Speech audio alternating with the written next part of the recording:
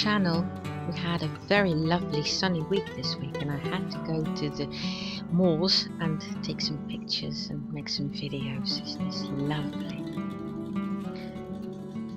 The yarn has arrived for the Mystery Knit Along by Stephen West, but I'm not sure about the colours.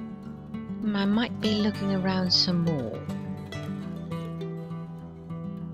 In the meantime, I am working on the Fragmentation Shawl, just coming along. It's very nice to knit it because it's not too difficult to do.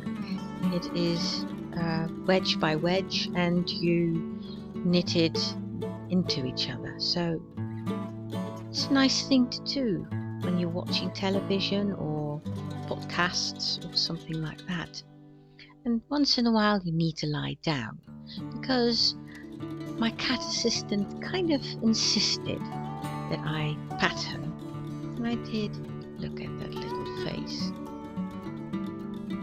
My dear Luna. And of course, like a good cat does, she really loves the sun as well. And this is so far as I got. I'm at halfway the third wedge, and the pattern is coming along. It's nice alternating it, isn't it? I really like it.